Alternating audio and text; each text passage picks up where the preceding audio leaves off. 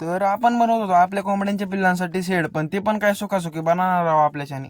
तर नमस्कार मित्रांनो, स्वागत आहे तुमचं आपल्या एका नवीन व्लॉगमध्ये. सकाळची सुरुवात बघा आपल्या गुरांचं पाणी पाजण्यापासून झालेली आहे.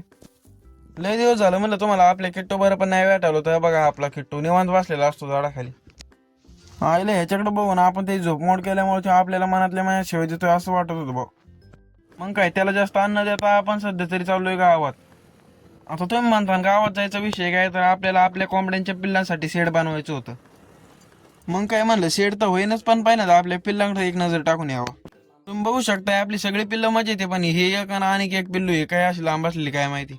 म्हणलं त्यांच्या जर नाद लागलं तर आपले कामं नाही व्हायची, म्हणून लगेच म्हणलं आता चला शेड बांधायला सुरुवात तरी करू. आपल्याकडे तशी शेड बांधायला जागा तर भरपूर होती बरं का, पण आपल्याला एवढं लागत नव्हतं म्हणून आपण 15 बाय 10चं शेड बांधायचं ठरवलेलं.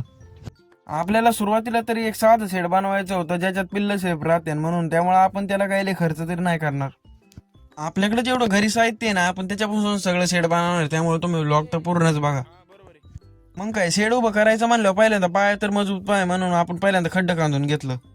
मग काय आपलं सगळं खड्डं तर चालतं, म्हणून आपण निवांत बसलेलं तर आपल्या सूरज भाऊची एंट्री झाली. मग काय एंट्री म्हणलं डॉनची एंट्री करा रस्ता दुमदाम. मग काय सूरज भाऊ बरं आपण त्याच्या घरी गेलतो, तिथं लावलेली लॉर्ड आल्टोन आपल्याकडे होती लॉर्ड स्प्लेंडर, म्हणलं आता नादच नाही करायचा. मग काय आपण लॉर्ड स्प्लेंडर घेऊन डायरेक्ट आलो दुकानात, डायरेक्ट कॅशमध्ये 3 स्टिंग काढल्या भाऊने. म्हणलं आता भाऊचा खर्च इथं मागं नाही हटायचं, म्हणून आपण पण एक घेतली. आम्हाला कळालेल्या हवामानानुसार स्टिंग पेली की हाईट वाढते, म्हणून आम्ही लगेच सूरज भाऊची हाईट मोजून घेतली. कौन है ये लोग? कहां से आते हैं ये? आपण काम करतो ना आपल्याला कधी लागलं नाही झालं नाही, म्हणून बघा इतकं जगडाने पण चांगलंच रक्त काढलेलं. म्हणलं आता काय कवाय ना, पण आपल्याला काम नाही थांबवायचं, म्हणून आपण आलो लगेच वास काढायला. आपल्याला काही ले नाही, पण आपल्याला 6च वास लागत होतं, म्हणून म्हणलं घ्या पटकेस काढून. मग काय चांगल्या क्वालिटीचा 6 वास काढून आपण त्यांना घेऊन चाललोय स्ट्रक्चर उभं करायसाठी. मित्रांनो हे तुम्हाला जरी सोपं दिसत असलं तरी आमचा फार उन्हात माझ मोडलेलं एवढं करायसाठी. मग काय सगळी खांबं तर उभी झालती, मग आता म्हणलं पहिल्यांदा पत्र्याचं नियोजन लावून घ्यावा. मित्रांनो भंगार सोडलं ना तर ह्या पत्र्यांना कोण विचारायचं पण नाही, असल्या पत्र्यांना आपण यूज करायला घेणार आहे. मग काय मित्रांनो आपण एकदाचे सगळे पत्रे इथं आणून मांडलेले आहेत, आता आपण कसं जोडायचे ते बघून घेऊ. मग काय सगळं पत्र्याचं मेजरमेंट घेतल्यानंतर म्हणलं पहिल्यांदा आपल्याला दगडी नेऊन टाकणं गरजेचं आहे, म्हणून आता आपल्याला इथून दगडी न्यायचे. दगडी जरी आपल्याला जवळच व्हायची असली तरी पार पोटातला गोळाच फिरवणार होती. म्हणलं आता कष्टाशिवाय पर्याय नाही, म्हणून हड्डी पैलवान जरी असलो तरी सगळी दगडी एका दामात तिकडे नेऊन टाकतो. एवढ्यात नानाला काय जोर आलता काय माहिती, व सगळी जमीनच हादरून टाकली इथं आली. हे बघा मित्रांनो आपल्याला एक कसला दगड गावलाय, तुम्ही कधी पाहिलाय का असला दगड, याचा कमेंट करून नक्की सांगा. मग अशी तर आपल्या सगळ्या वाशांचं काम तर कम्प्लीट झालं, म्हणून आता आपण आलतो बांबू न्यायसाठी. मित्रांनो आपण इथं बांबू तर काढलेले, पण तेवढ्यात आपल्याला इथं डुप्लिकेट कोरोना व्हायरस दिसला, म्हणलं लांबच राहावं आता. मग काय त्याला लांब करून आपण चाललोय बांबू घेऊन, म्हणलं आता बांबू बांधून टाकू वरती.